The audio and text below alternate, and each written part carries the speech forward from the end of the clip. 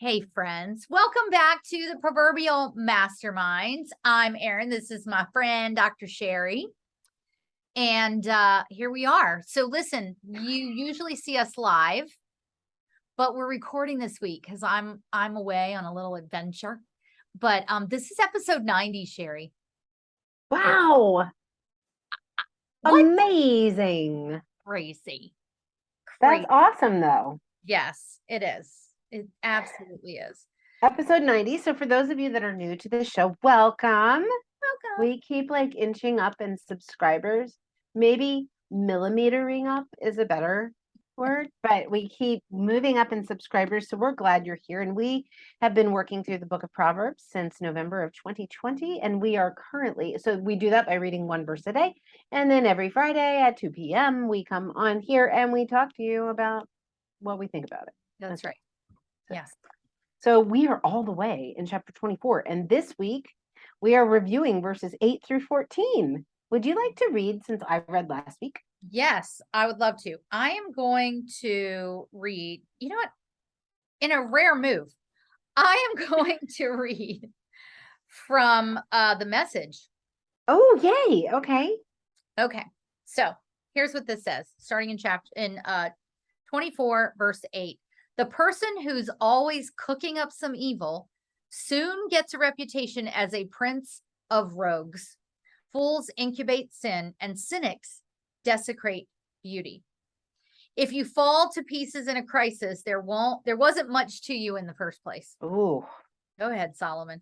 Rescue the perishing. Don't hesitate to step in and help. If you say, hey, that's none of my business, will that get you off the hook? Someone is watching you closely, someone not impressed with weak excuses. oh. Eat honey, dear child. It's good for you, and delicacies that melt in your mouth. Likewise, knowledge and wisdom for your soul. Get that, and your future is secure. Your hope is on a solid rock. Wow. Yeah. He doesn't mince words there in that Message version. No, he does not. Well, my understanding about the Message version, by the way, I was having a conversation with someone, or I was listening to a podcast. That's what it was. And he was saying that the Message version, it's not a direct translation, but it's this is what, if in today's language, this is what it would be. This is how you would say it. Right. I think sometimes the Message version can be a little controversial. Not everybody's a big fan of it, but sometimes, it helps you to have those layers to just better understand. Yeah. So maybe we can look at the Message version as big picture. Big picture message. Okay. Yep. And then if we want the nuances, we can go to a more literal translation as opposed to a paraphrased. I like that. And it's very clearly a paraphrased version because when the Message doesn't have verse 8, verse 9, verse 10. It's 8 through whatever. Right. So it's pretty clear that it's not a verbatim translation. Exactly. Yes. Okay. Yes. So, but with that, I will start at, so we're still under the sayings. Yes. So 8 and 9 are paired. So a person who plans evil will get a reputation as a troublemaker.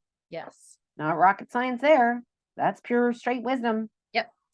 The schemes of a fool are sinful. Everyone detests a mocker. So basically, here's the thing. Because not everyone does detest people who plan evil. Or people who are sinful or people who are foolish. Now, this says that they do. They will get a reputation as a troublemaker, right? And everyone detests a mocker, someone who's foolish and sinful. I would say that this is kind of comeuppance, eventually. Eventually, yeah. Eventually, you will be found out for your tomfoolery, as it were. Well, and if you think about growing up, you knew and your parents knew who were the troublemakers. That's true. Stay away from that kid, they would say. Right. Yeah. I have a confession. Go. So my best friend so I have 3 besties, and one of them I went to undergrad with the first time I went to undergrad. And yeah, I dropped out. So the first time, and we did not like one another at first. We were opposite ends of the same hall in our dorm. And we did not like each other at first, but I made her like me. Like I won her over. I would go into her room uninvited, and I don't know that that did the trick, but anyway. It sounds a little creepy. Well, not like at night, like during the day, when we were all just hanging out and our doors were open, I'd pop Yeah. in and say, "Hey, Anne," if she ever watches this. I don't think she will. But anyway, I'm going to see her in October. Haven't seen her for 4 years. So Wow. very excited about that. But her dad used to call me the troublemaker. Ah! And he'd say, "You're not carting that Sherry girl around again, are you?" I'll have to remind her of that. He loves me now. I won him over too. Yes. Turns out I'm not a troublemaker. Yeah. But this is true. We do get reputations. And I think that the trouble with troublemakers is you're less likely to be found out immediately if you have the ability to influence people. And Mhm. that's with like money or power or, right? Yes. And then eventually you'll be found out. And sometimes it's not until after you're dead. Yep. But you'll be found out. Yep. And you will have a stain on your reputation. That's true. Yes. Yes. Absolutely. That's all I got for those two. So in 10 is by itself. So if you fall to pieces in a crisis, there wasn't much to you in the first place. In the New King James, it says, if you faint in the day of adversity, your strength is small. So this to me is all about self-reliance, right? Your strength is small. You're relying on your own strength. Yeah. Not leaning into the Lord. Yeah. And I was recording my October podcast today, and I was I'm covering like the principles of hustle with heart from my book. And I was talking about Gideon and how, Gideon was like, I don't have military prowess. I'm working in the field. You're telling me I'm going to lead this army. I got nothing. And then you take away like 32,000 people and you leave me with 300. What else can I do? Lean in. Right. And so this to me really speaks to, first of all, seeking the wisdom, obviously, of the Lord. We talked, I think it was last week about, or maybe just before that, I'm just looking back, about making sure that you have the right people, the wise counsel. By wise counsel, you will wage your own war. So this was 24/6, that you need to surround yourself with the people. Yeah. So if you're out there fainting in the day of adversity, like you haven't surrounded yourself with the people, you haven't sought the wisdom, and you're not relying on the Lord. Yes. And if we fast forward then to the New Testament in the book of Romans, where the Apostle Paul is encouraging people about encouraging the believers about that very thing. He's talking about all of these things lead to something. Yes. And so there's a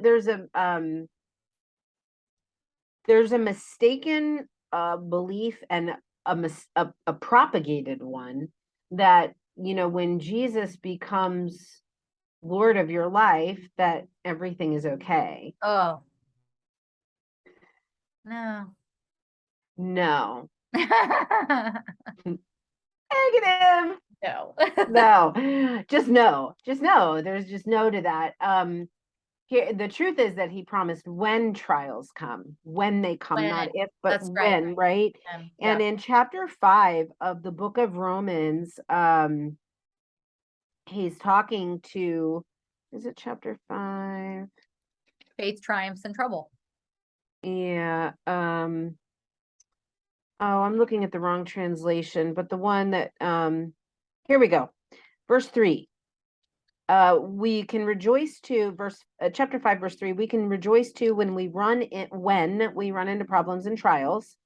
So we rejoice. We don't faint, right? We don't give up and go, oh my gosh, there's trouble again, right? Yeah. No, we expect it and we can rejoice because of this.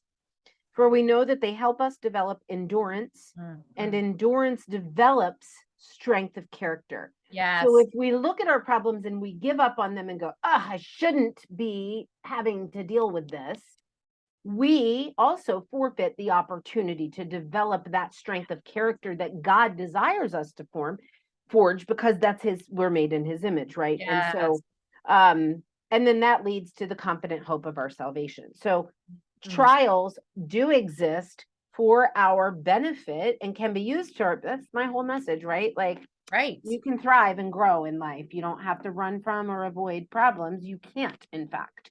And if you do try to do that, indeed, your strength is too small. Yes. Because you expect that you're not supposed to have problems.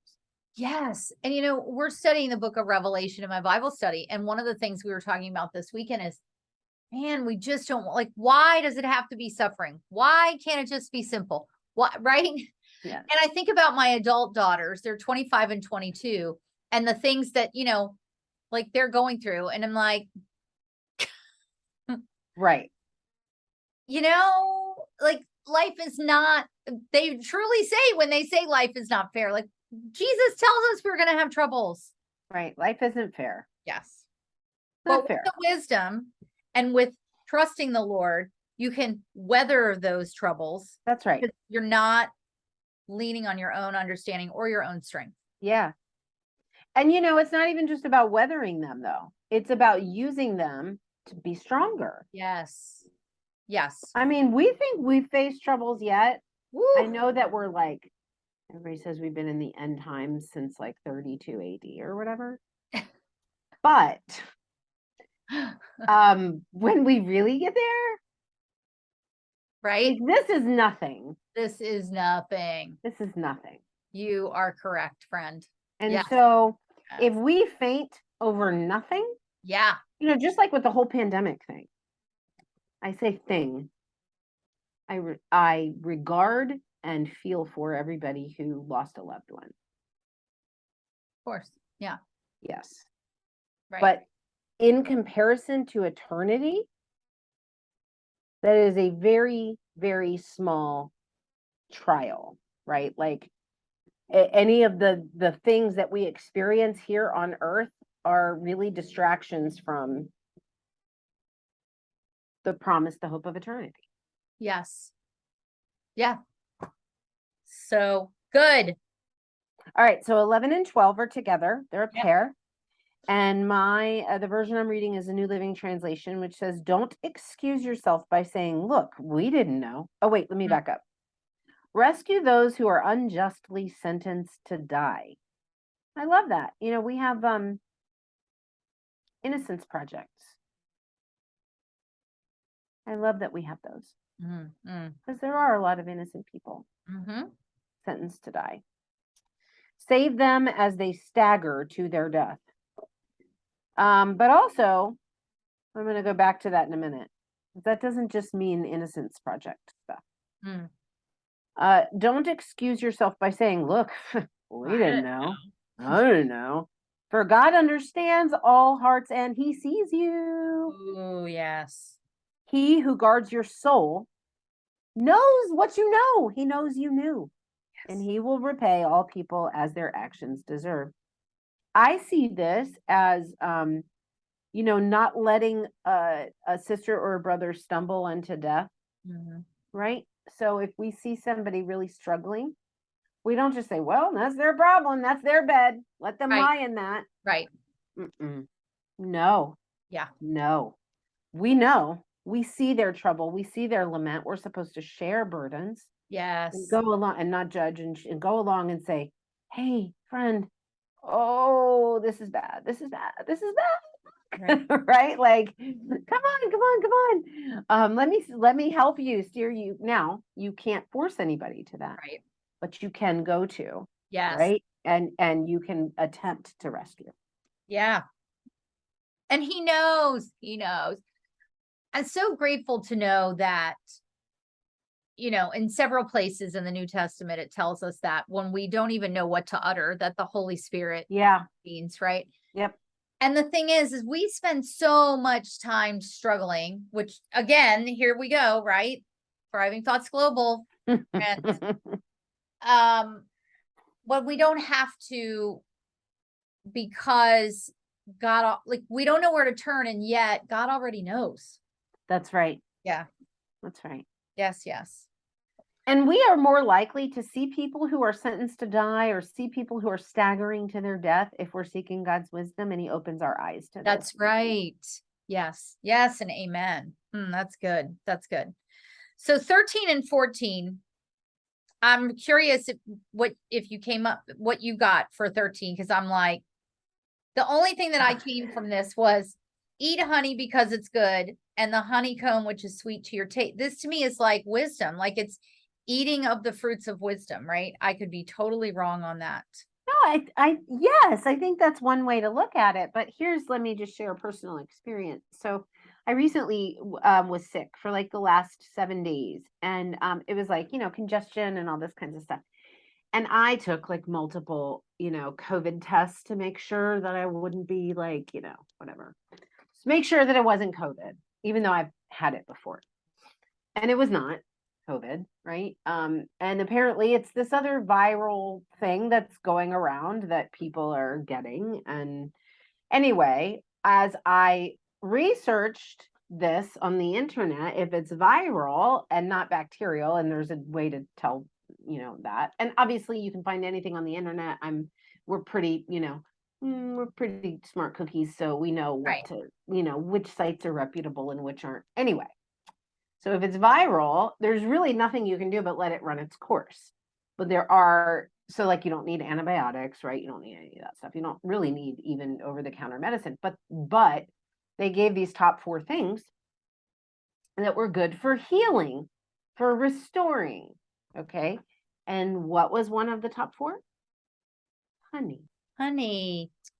Yes. So honey is not just a sweet fruit, but it is also a healer. If you, in fact, and it has, like, I took a teaspoon of honey every day. I put it in my tea with ginger, which was another thing that they said to take. Right. Honey, ginger, garlic, and lemon. By the way, if you're sick, just that's what it is. Consume those 4 things. Do it. And so my dog, a couple of years ago, she was attacked by another dog, and she got a slice on the underside of her tail. Honey. And I went to CVS, and they had different wound things, went to their wound care. And one of the things they had was Manuka honey wound gel. It's called wound gel, but it was clearly made. It was like all basically wound Manuka honey with like a carrier to make it not quite so sticky. Let me tell you something. I put that in there. I shoved it in that wound every day, and she had a fever, and it took away all of the infection. Wow. I mean, within a day and a half. Yeah. It sucked out all the infection, and it made her wound heal a lot better. So go back to this. My child eat honey, for it is good, and the honeycomb is sweet to the taste. Here's the thing. It tastes good going down. Wisdom tastes good going down. It's the right thing. Yeah. Right? It's good. That it's good, and it heals. Ooh. So it's more than just tasty. It's restorative. Yes. So that's what I get from that. That is so good. I love that. I love that. And then like, right. So this goes with what you're saying. So let me go back to my message version, because I got my New King James open here too. Likewise, knowledge and wisdom for your soul. Get that, and your future is secure. Yeah. Which we know, right? Like, gain that wisdom, lean into the Lord, give him your life, and your future is secure, and your hope is built on a solid rock. That's right. Yes. Yeah. So and that's all we have. That's what we got, friends. So listen, next week we're continuing in 24, and we are basically going 15 to 21. So we're going to have one verse left out of that, but I think we should go to 15 to 22, because those 21 and 22 are a pair. Perfect. Okay. Well, that's easy. Next week we'll be in chapter 24, 15 to 22. Join us, share, follow, let us know what you think. I mean, we really would love to hear your feedback. And until then, we will see you next week. Have a great week, everybody. Bye.